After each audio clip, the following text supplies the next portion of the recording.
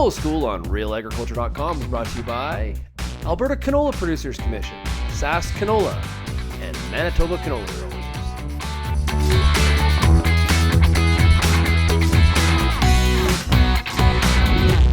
Joining us here at Canola in Brandon now we have Larissa Grenko of the Manitoba Pulse and Soybean Growers. And Larissa, we're seeing soybean acres expanding into areas where growers haven't grown soybeans before, but canola has been there for a long time. What does this mean in terms of nutrient considerations when we bring soybeans into a canola rotation? Well, definitely there's issues with both canola and soybeans. They're both very heavy users of both phosphorus and potassium, and they actually remove a lot of both of those nutrients in the grain when they're harvested. So with the expansion of soybeans, in the east they're largely probably replacing some canola acres, and out west they're probably replacing other pulses. But we've really seen an increase from about 2011 to 2015 from 600,000 acres to over 1.4 million acres of soybeans. So with that's coming some new issues that we're seeing as we're growing canola and soybeans in tighter rotations and growing them more frequently.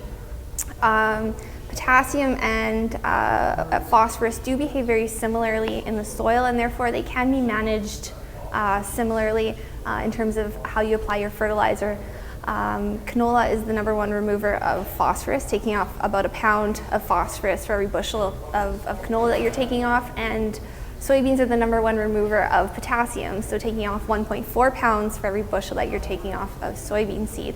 So when we're looking at having those two crops in rotation, we really do need to look at how we're going to replace those nutrients that we're taking off, because those nutrients aren't necessarily going anywhere like nitrogen. They're more of a system kind of like a bank account, where every time we make a withdrawal, we do have to replace those nutrients. Otherwise, we're going to diminish our balance. And so growers also have to get creative, because you obviously can't put down that much with the seed.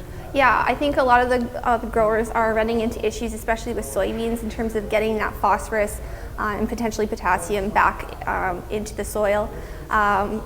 With both canola and with soybeans, we're running into issues with seed row toxicity. Maximum safe rates for canola are only 20 pounds per acre, and with soybeans, we're seeing about 10 pounds per acre is the maximum safe rate. So looking, and if you're growing either of those crops on wider rows or with narrower openings, you're running into higher or lower seedbed utilizations, and really fertilizer toxicity is so bad that we can't apply any of those nutrients in the seed row. So we do have to get creative.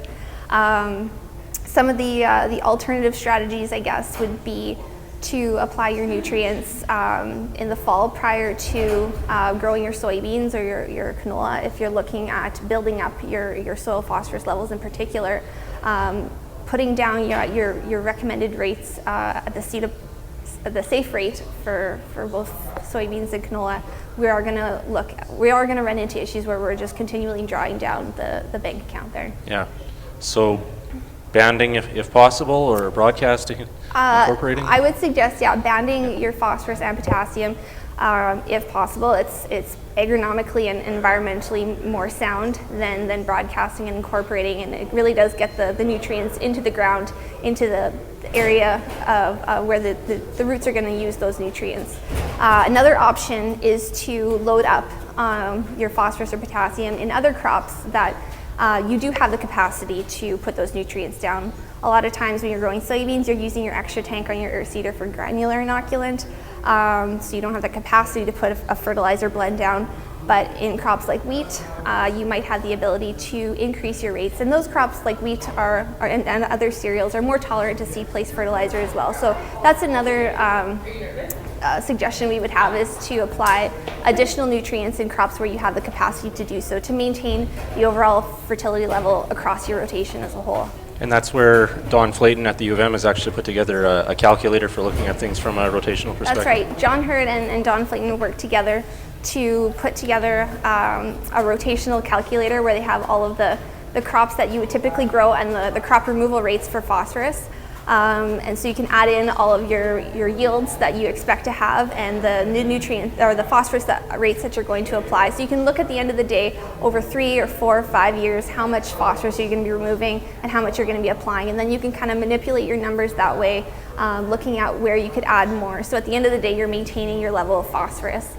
That being said, if you're in a different scenario where you've got lower phosphorus levels or phosphorus levels that are over 20 parts per million, you're going to be using a different strategy where you're going to be slowly decreasing or not worrying about adding that extra phosphorus if you're looking to reduce the levels. So soil testing is probably a very important step, certainly to not only establish where you are, but to monitor your trends over time. Phosphorus and potassium don't change overnight, so it's not like we have to soil test every single year. That'd be ideal.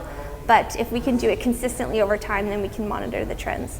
So for phosphorus, soil tests would be 10 to 20 ppms would be your kind of the ideal. maintenance? Your ideal soil test phosphorus levels would be 10 to 20 parts per million. Anything below, and you're going to start to see nutrient deficiencies in some crops. Not all. Soybeans in particular are very efficient at using soil phosphorus, so you don't necessarily see the deficiency in soybeans. But that is a crop that you are exporting a lot of that nutrient off the field. So other crops that do respond to phosphorus, like canola and wheat, will begin to suffer. What about the threshold then for potassium? The numbers that we're seeing are usually around 150 parts per million. So that's the level at which you should start to really pay close attention. Traditionally, our soils in Manitoba are very fertile when it comes to potassium, but with the acreage of soybeans increasing and not a lot of guys putting any potassium fertilizer down at all, we're starting to see nutrient deficiencies pop up in areas where we wouldn't expect it. So 150 parts per million is the point at which you want to start to pay very close attention and start scouting your fields for deficiency. All right. Thanks for your time, Larissa. Thanks, Calvin.